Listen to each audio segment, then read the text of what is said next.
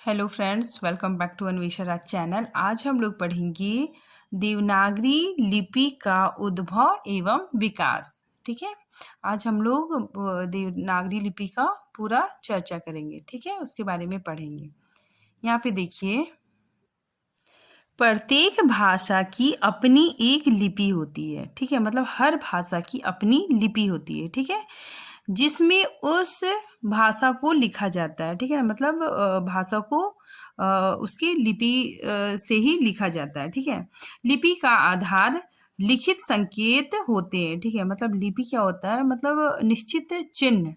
ठीक है, कुछ निश्चित चिन्ह बनाए जाते हैं, उसी को हम लोग क्या कहते हैं, लिपि। ठीक है, तो हर भाषा की अपनी अपनी लिपि होती है। ठीक, हिंदी की लिपि देवनागरी है। ठीक है, हम लोग जानते हैं कि हिंदी की लिपि देवनागरी है। अंग्रेजी का रोमन। ठीक है, उर्दू का लिपि फारसी तथा पंजाबी का गुरुमुखी लिपि में लिखी जाती है। ठीक है, तो हर भाषा की अपनी अपनी लिपि होती है। ठीक है, हिंदी का देवनागरी, अंग्रेजी का रोमन, ठीक है, उर्दू का फारसी, पंजाबी का गुरुमुखी लिपि होता है। ठीक है, अब हम लोग आगे देखते हैं कि भारत की प्राचीन लिपियों में सिंधु घाटी, ठीक है, सिंधु घाटी जो हड़प्पा संस्कृति है वही है। सिंधु घाटी की लिपि खोरठी लिपि और ब्राह्मणी लिपि प्रसिद्ध है। ठीक है, तो ये हम लोग जानते हैं कि खोरठी लिपि और ब्राह्मणी लिपि बहुत ही ज़्यादा प्रसिद्ध है। ठीक है, तो सिंधु घाटी की लिपि, जो सिंधु घाटी की जो लिपि है, ठीक है, वहाँ पे चित्राक्षर और कुछ ध्वनाक्षर थी। ठीक है, देवनागरी लिपि का आविष्कार ब्राह्मी लिपि से हुआ है। ठीक है, तो देवनागरी लिपि का आविष्कार किससे हुआ है, तो ब्राह्मी लिपि से हुआ है। ठीक है, तो अक्सर ऐसा क्वेश्चन पूछा जाता है। आगे देखिए, देवनागरी लिपि का सर्वप्रथम प्रयोग गुजरात के राजा जयभट्ट की एक शिलालेख में हुआ है। ठीक है, तो ये बहुत इंपॉर्टेंट क्वेश्चन है, पूछा जाता है कि देवनागरी लिपि का सर्वप्रथम प्रयोग कहाँ पे मिलता है, तो गुजरात के राजा जयभट्ट के शिलालेख में। ठीक है, यह लिपि हिंदी प्रदेशों के अतिरिक्त महाराष्ट्र व नेपाल में प्रचलित है। ठीक है, तो यह लिपि हिंदी प्रदेशों के अलावे महाराष्ट्र और नेपाल में प्रचलित है। ठीक है, अब देखिए, भारत में 3 तरह की लिपियां पाई जाती है। पहला क्या हो गया, ब्राह्मणी लिपि। ठीक है, दूसरा खोरठी लिपि और तीसरा सिंधु लिपि। ठीक है, सिंधु लिपि मतलब ये जो हड़प्पा है। ठीक है, तो सिंधु लिपि में क्या होता है ना कि जो सिंधु लिपि जिसमें लिखा गया है वो अभी तक से पढ़ा नहीं गया है। ठीक है ना, मतलब उसको पढ़ा नहीं जा सकता है। ठीक है, तो ये क्या है, अपठनीय है। ठीक, आगे देखिए, देवनागरी लिपि का विकास ब्राह्मणी लिपि से माना जाता है। ठीक है, तो ये बहुत इंपॉर्टेंट है कि देवनागरी का लिपि का विकास ब्राह्मणी लिपि से माना गया है। अब हम लोग देखते हैं ब्राह्मी लिपि। ठीक है, तो इसके 2 भाग है, एक हो गया दक्षिण शैली, ठीक है, और एक उत्तरी शैली। ठीक है, तो उत्तरी शैली से ही गुप्त लिपि का विकास हुआ। ठीक है, 4-5वीं सदी में, मतलब ये गुप्त लिपि का विकास हुआ। ठीक है, उसके बाद फिर गुप्त लिपि से आया कुटिल लिपि। ठीक है, गुप्त लिपि से ही कुटिल लिपि का विकास हुआ। ठीक है, तो कुटिल लिपि या सिद्ध मात्रिक लिपि से बोला जाता है। ठीक है, 6ठी शताब्दी में। ठीक है, आगे देखिए, कुटिल लिपि के भी 2 प्रकार है। ठीक है, एक होता है प्राचीन नागरी, ठीक है, और एक शारदा लिपि। ठीक है, तो ये कुटिल लिपि से ही 2 लिपि विकसित हुई, प्राचीन नागरी और शारदा लिपि। ठीक है, तो प्राचीन नागरी को हम लोग देवनागरी लिपि भी बोलते हैं। ठीक है, यही देवनागरी लिपि से प्रसिद्ध हुई। ठीक है, अब हम इसके देवनागरी लिपि का विकास क्रम देखते हैं। सबसे पहले आया ब्राह्मणी लिपि। ठीक है, इससे विकसित हुआ गुप्त लिपि। ठीक है, तो गुप्त लिपि के बाद कुटिल लिपि, फिर कुटिल लिपि से विकसित हुई देवनागरी लिपि। ठीक है, 10वीं शताब्दी में। अब हम लोग देवनागरी लिपि का नामकरण देखते हैं। ठीक है, तो देखिए, कुछ विद्वान मानते हैं कि इस लिपि का प्रयोग आरंभ में, ठीक है, गुजरात के नागर ब्राह्मण ही किया करते थे। ठीक है, तो मतलब कुछ विद्वान लोग मानते हैं कि इस लिपि का प्रयोग आरंभ में गुजरात के नागर, ठीक है, गुजरात के नागर के जो ब्राह्मण लोग थे, ठीक है, ब्राह्मण मतलब जो पंडित लोग थे, वही लोग इसका उपयोग करते थे। ठीक है, इसीलिए इसे नागरी लिपि कहा गया। आगे देखिए, संस्कृत का दूसरा नाम देव भाषा है। ठीक है, मतलब आप लोगों को पता है कि संस्कृत में जो संस्कृत की भाषा को हम लोग देव भाषा भी बोलते हैं। ठीक है, तो संस्कृत का दूसरा नाम देव भाषा भी है। ठीक है, अतः देव भाषा को जिस नागरी लिपि में लिपिबद्ध किया गया वही लिपि देवनागरी लिपि कहलाई। ठीक है, तो ये संस्कृत में देव भाषा का मतलब यूज हुआ। ठीक है, और उसी लिपि को लिपिबद्ध किया गया और इसे देवनागरी नाम दिया गया। ठीक है, देवनागरी लिपि कही गई। ठीक है, आगे देखिए, कुछ विद्वानों के अनुसार इस लिपि का प्रचार नगरों अर्थात नगरों मतलब शहर। ठीक है, शहर में अधिक था। ठीक है, अतः नगर की लिपि होने के कारण यह लिपि नागरी लिपि कहलाई। ठीक है, तो मतलब कुछ विद्वान मानते हैं कि इस लिपि का प्रयोग नगरों में मतलब शहरों में बहुत अधिक हुआ। ठीक है, इसीलिए इसे नागरी लिपि कही जाने लगी। ठीक है, आगे देखिए, कुछ विद्वानों के अनुसार प्राचीन काल में पाटलिपुत्र को नागर, ठीक है, तथा पाटलिपुत्र के सम्राट गुप्त को देव, ठीक है, तो गुप्त को यहाँ पे देव कहते थे, इन दोनों के नाम पे, ठीक है, इन दोनों के नाम पे नागरी लिपि को देवनागरी कहकर पुकारा जाने लगा। ठीक है, तो ये जो प्राचीन काल में जो पाटलिपुत्र को नागर, देखिए यहाँ पे नागर आ गया। ठीक है, और पाटलिपुत्र के जो सम्राट थे गुप्त, उसको देव। ठीक है, देव और नागर को मिला के क्या कहने देवनागरी कहकर पुकारा जाने लगा। ठीक है, तो कुछ विद्वान ऐसा भी मानते हैं। आगे देखिए, कुछ विद्वान के अनुसार प्राचीन काल में काशी को देवनगर कहते थे। ठीक है, मतलब प्राचीन काल में काशी को देवनगर कहते थे। ठीक है, काशी में इस लिपि का अधिक प्रचार प्रसार होने के कारण ही इसका नाम देवनागरी पड़ गया। ठीक है, इसी प्रकार दक्षिण में, ठीक है, इसी प्रकार दक्षिण में नंदीनगर, ठीक है, नंदीनगर के नाम पर, ठीक है, मतलब दक्षिण में नंदीनगर स्थान का नाम है, तो उसके नाम पे नंदीनगरी का नाम प्रसिद्ध हो गया। ठीक है, तो ऐसा भी माना जाता है। आगे देखिए, डॉक्टर धीरेन्द्र वर्मा के अनुसार मध्यकाल में स्थापत्य कला की अनेक शैलियों में से एक शैली का नाम नागर शैली था। ठीक है, मतलब अनेक शैलियों में से एक शैली का नाम क्या था? नागर शैली था। ठीक है, इस शैली के अंतर्गत चौकोर मतलब ये, ठीक है, ऐसी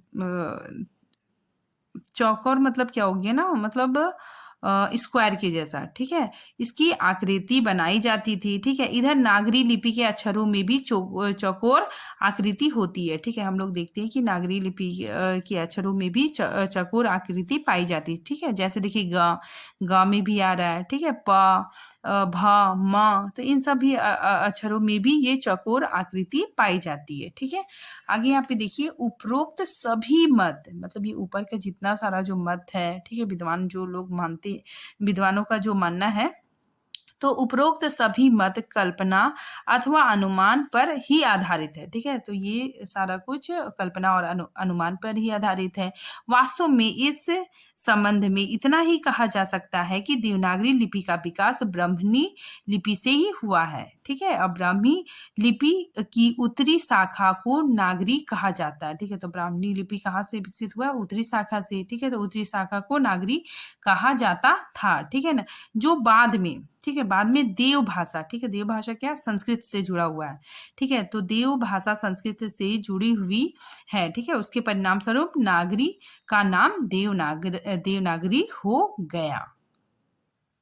अब हम लोग देवनागरी लिपि की विशेषताएं या गुण देखेंगे। ठीक है, सबसे पहले देखते हैं कि देवनागरी लिपि एक मनोवैज्ञानिक लिपि है। ठीक है, तो जो ये हमारी जो देवनागरी लिपि है, ये मतलब मनोवैज्ञानिक लिपि है। ठीक है, देवनागरी लिपि में कुल 52 वर्ण होते हैं। ठीक, देवनागरी लिपि एक अक्षरात्मक लिपि है। ठीक है, मतलब अक्षरों से बना हुआ है। ठीक है, यह विशेषता अन्य लिपि में नहीं पाई जाती है। ठीक है, मतलब अन्य लिपि में ये नहीं पाई जाती है। देवनागरी लिपि बाईं से दाईं ओर लिखा जाता है। ठीक है, जैसे यहाँ से बाईं से दाईं ओर लिखा जाता है। ठीक है, आगे देखिए उच्चारण एवं लेखन में एक रूपता, ठीक है, मतलब जैसा हम बोल रहे हैं तो सेम टू सेम वैसा ही लिखाएगा, ठीक है। जैसे हम कोई भी शब्द बोल रहे हैं, जैसे चमचा बोल दिए, मचान बोल रहे, सच बोल रहे, कांच बोल रहे, तो मतलब जो जो उच्चारण हो रहा वही मतलब वही सेम टू सेम हम लोग लिखते हैं, ठीक है, मतलब उच्चारण के आधार पे ही हम लोग लिखते हैं, ठीक है। उसी तरह अंग्रेजी में ये चीज़ नहीं देखने को मिलता है, ठीक है। जैसे हम लोग नाइफ नाइफ बोलते हैं, लेकिन क्या लिखते हैं, के लिखते हैं, ठीक है। तो के क्या हो जाता है, साइलेंट हो जाता है, ठीक है। तो इसमें मतलब बोला कुछ जाता है, लिखा कुछ जाता है, ठीक है। और देखिए फिर और भी देख सकते हैं, जैसे नॉलेज, नॉलेज में भी क्या होता है कि ये के क्या हो जाता है, साइलेंट हो जाता है, ठीक है। तो अंग्रेजी भाषा में मतलब जैसा बोला जाता है वैसा नहीं लिखा जाता है, ठीक है। और हिंदी भाषा में क्या होता है कि हम जैसा बोलते हैं, मतलब जैसा उच्चारण करते हैं, तो एज इट इज वैसा ही लिखाता है, ठीक है। तो इसमें भी देखिए, नॉलेज में भी देखिए के साइलेंट है, ठीक है। साइकोलॉजी में भी देखिए पी साइलेंट है, ठीक है। तो इसमें बोलते अंग्रेजी में जो रोमन लिपि है उसमें हम लोग मतलब बोलते जो है वो मतलब सेम टू सेम नहीं लिखाता है, ठीक है। आगे देखिए उच्चारण स्थान का वैज्ञानिक क्रम, ठीक है, मतलब उच्चारण स्थान, जैसे क वर्ग, क वर्ग का उच्चारण स्थान कहाँ से होता है, कंठ, ठीक है, हमारे गले का कंठ से। फिर च वर्ग का तालु से, ठीक है। तो ट वर्ग का मूर्धा से, ठीक है। तो जैसे हमारा बॉडी है, ठीक है, नीचे से ऊपर आ रहा है, तो वैसे ही ये सब वर्गीकृत किया गया है, ठीक है। तो उच्चारण स्थान भी क्या है, एकदम वैज्ञानिक क्रम में किया गया है, ठीक है। और इसमें नई ध्वनि ग्रहण करने की क्षमता है, ठीक है। तो हमारी जो देवनागरी लिपि उसमें जो नई ध्वनि है, ठीक है, मतलब दूसरे भाषा की जो ध्वनि है उसको वो सब वो ध्वनियां भी देवनागरी लिपि में मतलब समाहित हो जाती है, ठीक है। जैसे देखिए क ख, इसमें नुक्ता लगा हुआ ये अरबी फारसी का शब्द है, ठीक है। तो ये मतलब हिंदी में पाई जाती है, ठीक है। तो और ये जो डॉक्टर है इसमें जो ये लगा हुआ है चांद के जैसा, इसका उच्चारण औ के जैसा होता है, ठीक है, डॉक्टर, ठीक है। कॉलेज, तो ये क्या करती है कि नई ध्वनि ग्रहण करने की क्षमता इसमें होती है, ठीक है। आगे देखिए एक वर्ण एक ही ध्वनि को व्यक्त करता है, ठीक है, मतलब एक वर्ण है तो जैसे हम का बोले तो वो उसका एक ध्वनि है, ठीक है, मतलब एक वर्ण का एक ही ध्वनि व्यक्त करता है, ठीक है। तो इसमें बताया जा रहा है कि अंग्रेजी और उर्दू में अनेक ऐसे वर्ण हैं जो एक ध्वनि का एक से अधिक ध्वनियों का बोध कराते हैं, ठीक है। मतलब अंग्रेजी और उर्दू इसमें क्या होता है कि एक जो ध्वनि होता है उसमें मतलब एक से अधिक ध्वनियों का बोध होता है। जैसे एग्जाम्पल यहाँ पे देखिए ये अंग्रेजी के शब्द है, जैसे बट, ठीक है। तो यहाँ पे यू का जो उच्चारण है वो आ के जैसा आ रहा है, ठीक है। तो ये क्या हो गया बट। फिर पुट, फिर इसमें देखिए ऊ के जैसा उच्चारण हो रहा है, ठीक है। फिर बिजी, फिर यू का फिर ई के जैसा उच्चारण हो रहा है। तो मतलब एक वर्ण का अलग अलग उच्चारण इसमें होता है, ठीक है। लेकिन देवनागरी लिपि में ऐसा कुछ भी नहीं होता है, ठीक है। आगे देखिए देवनागरी लिपि अक्षरात्मक लिपि होती है, ठीक है, क्योंकि इसमें अक्षरों का प्रयोग होता है, ठीक है। तो इसमें क्या होता है, अक्षरों का प्रयोग होता है, ठीक है। अक्षरात्मक लिपि कम स्थान घेरती है, ठीक है। तो यहाँ पे देवनागरी लिपि क्या करती है, बहुत कम स्थान घेरती है, ठीक है। और ये क्या होता है, जिससे बहुत खर्चीला कम भी होता है, ठीक है, जिससे कम खर्चीला होता है, ठीक है। जैसे कि विद्यालय कितना मतलब कम जगह घेर रही है, ठीक है। अगर हम इसको इंग्लिश में लिखेंगे तो विद्यालय इतना लंबा आ गया, ठीक है। स्कूल भी इतना कम जगह घेर रही है, ये देखिए स्कूल कितना बड़ा सा लिखा गया, नॉलेज, ठीक है। तो ये क्या हो गया, बहुत बड़ा लिखा रहा है। तो क्या होता है कि देवनागरी लिपि में क्या होता है कि बहुत कम स्थान घेरती है, ठीक है। ये भी इसकी विशेषताएं हैं। आगे देखिए देवनागरी लिपि में मुख वर्ण मतलब साइलेंट लेटर नहीं होता है, ठीक है। जैसे अंग्रेजी में होता है, ठीक है, जैसे नॉलेज है तो के साइलेंट हो गया, लेकिन हिंदी में मतलब मुख वर्ण साइलेंट लेटर नहीं है।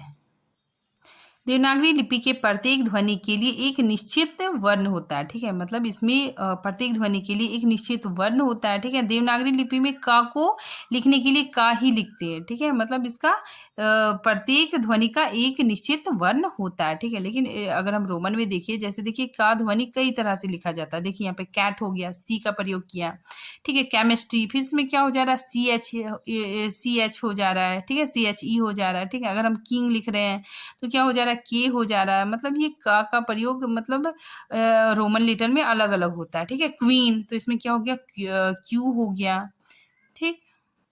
अब हम लोग देवनागरी लिपि के दोष देखते हैं, ठीक है। देवनागरी लिपि के अक्षरों में बनावट जटिल एवं लिखावट श्रम साधक है, ठीक है। तो हर लिपि में कुछ ना कुछ दोष होता है, तो उसी तरह देवनागरी लिपि में भी कुछ दोष है कि ये देवनागरी लिपि क्या होता है ना कि बहुत जटिल माना जाता है, ठीक है, और इसका लिखावट में बहुत श्रम लगता है, ठीक है।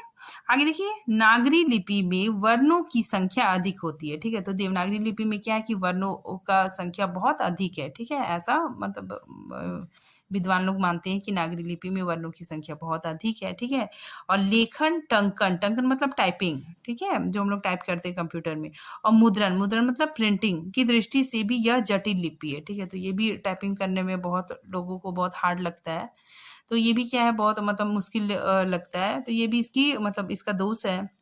आगे देखिए, धा, धा को देखिए बहुत कोई घा लिख देते हैं, ठीक है। माँ को ऐसे भा की भांति, मतलब ये दोनों मतलब सेम सेम मिलता जुलता है, तो इसमें भी क्या होता है कि भ्रांति उत्पन्न होता है, ठीक है, भ्रांति की संभावना होती है।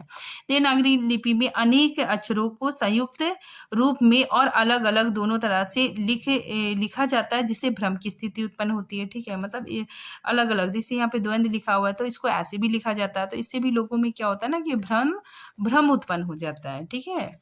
आगे देखिए, एक वर्ण के लिए अधिक संकेत देवनागरी लिपि का एक प्रमुख दोष है, ठीक है। मतलब एक लिपि में एक जो वर्ण है उसका अधिक संकेत होता है। जैसे देखिए, रा, रा को क्या होता है 4 रूपों में पाया जाता है, ठीक है। रा में देखिए ये रचा लिख सकते हैं, ये जो है इसमें प्रकाश भी है, तो ये भी क्या है रा के रूप है, ठीक है। फिर इस तरह भी ट्रक लिखते हैं, तो इसमें ये भी रा के रूप है, ठीक है। रेप वाला भी रा के रूप है, तो इसमें 4 रूप पाए जाते हैं, और इसकी वजह से क्या होता है लोगों में बहुत मतलब भ्रांति होता है, ठीक है, उससे बहुत भ्रम होता है, तो ये भी क्या है देवनागरी लिपि का दोष है, ठीक है। और चारों ओर से मात्राओं का प्रयोग होने से भी क्या हो जाता है कि इसमें समस्या उत्पन्न हो जाती है, ठीक है। जैसे देखिए इसमें छोटी ही है, ठीक है, इसमें देखिए एक की मात्रा, फिर ऐसे, फिर बड़ों की मात्रा, तो चारों तरफ से क्या है मात्राओं के प्रयोग से भी इसमें भ्रांति उत्पन्न होता है, ठीक है। सर्वाधिक विवाद किसमें है? मात्रा ई में, ठीक है। जैसे देखिए की, अगर हम लोग की बोलते हैं तो मतलब की बोल रहे हैं तो बोलो की, तो क का उच्चारण पहले आ रहा है, उसके बाद छोटी का उच्चारण आ रहा है, ठीक है। लेकिन इसमें मतलब बोलते बाद में है और उसका उच्चारण पहले आ जाता है, ठीक है। जैसे हम यहाँ पे की बोल रहे हैं तो की बोले तो पहले मतलब का उच्चारण होता है, उसके बाद फिर ई का उच्चारण होता है, ठीक है। तो इसमें भी ये इसका दोष है, बोली बाद में जाती है और लिखी पहले जाती है, ठीक है। तो ये भी क्या है देवनागरी लिपि का दोष है, ठीक है। इसमें देखिए ये सारे जो वर्ण है अंगा, इया, ठीक है, री, मूर्धन्य श, तो ये भी इन वर्णों की भी आवश्यकता नहीं होती है, ठीक है। कुछ ध्वनियां, ठीक है, 2 या उससे अधिक रूप में होते हैं, ठीक है। जैसे देखिए श, श, श, ये तीनों रूप में श है, ठीक है। तो समझ में नहीं आता कि किस सा का प्रयोग हम कब करें, ठीक है, और तीनों का उच्चारण सा ही होता है, ठीक है। तो ये भी क्या है अपने आप में विवादास्पद है। यहाँ पे देखिए छात्र, ज्ञ, ठीक है, ये सब पहले के वर्ण हैं, ठीक है। तो इत्यादि संयुक्त ध्वनियां, ये सब संयुक्त ध्वनियां हैं को कई विद्वानों ने देवनागरी लिपि का एक अन्य दोष भी माना है, ठीक है। और कई विद्वानों की दृष्टि में देवनागरी लिपि में री, ठीक है, ये ली है, ठीक है, और या, ठीक है, तीनों श, ऐसे अनावश्यक चिन्ह हैं, ठीक है, जिसका शुद्ध उच्चारण आज हिंदी में नहीं हो पाता, ठीक है। मतलब इनका शुद्ध उच्चारण आज हिंदी में नहीं हो पाता, ये अन्य वर्णों के समारूप उच्चारित होते हैं, ठीक है। तो इसमें भी मतलब देवनागरी लिपि का दोष पाया गया है, ठीक है।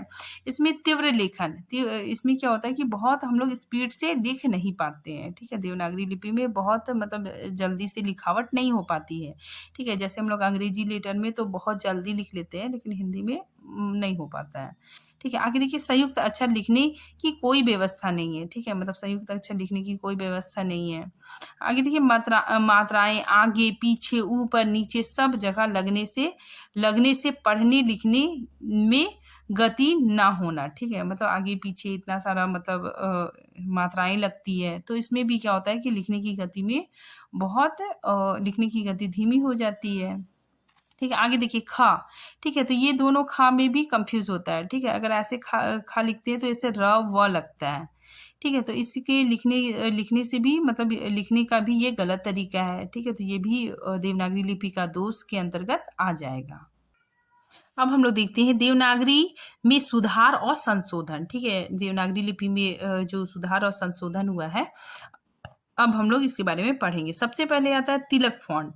ठीक है, देवनागरी लिपि में सुधार करने की और सर्वप्रथम महादेव रानाडे, ठीक है, ये इंपॉर्टेंट है। ठीक है, सर्वप्रथम किसने किया था? महादेव रानाडे ने प्रयास किया था। ठीक है, उसके बाद, ठीक है, उसके उपरांत लोकमान्य तिलक केसरी पत्र, ठीक है, इनका जो निकलता था केसरी पत्र द्वारा वर्ष 1926 में 190 टाइप का एक फॉन्ट निर्मित किया गया। ठीक है, तो ये जो तिलक फॉन्ट है उसमें क्या हुआ, 190 टाइप का फॉन्ट निर्मित किया गया। ठीक है, यह फॉन्ट बाद में तिलक टाइप के नाम से प्रसिद्ध हो गया। ठीक है, तो ये बहुत इंपॉर्टेंट है कि यह फॉन्ट बाद में तिलक फॉन्ट के नाम से प्रसिद्ध हो गया, और इसमें कितना 190 टाइप के फॉन्ट पाए जाते हैं। ठीक है, आगे देखिए अ का 12 खड़ी। ठीक है, इसमें क्या है, सावरकर ने इसे तैयार किया है। ठीक है, महात्मा गांधी के पत्र, जो महात्मा गांधी की जो पत्रिका निकलती थी हरिजन सेवक में इसका इस्तेमाल किया गया था। ठीक है, आगे देखिए डॉक्टर श्याम सुंदर दास, इन्होंने क्या सुझाव दिया कि पंचमाक्षर की जगह अनुस्वार का प्रयोग का सुझाव दिया। ठीक है, तो डॉक्टर श्याम सुंदर दास ने अपना सुझाव दिया कि पंचमाक्षर की जगह पे अनुस्वार का प्रयोग किया जाए। ठीक है, आगे देखिए डॉक्टर गोरख प्रसाद, इन्होंने क्या सुझाव दिया कि मात्राओं को व्यंजनों के बाद दाहिने तरफ लिखने का सुझाव दिया।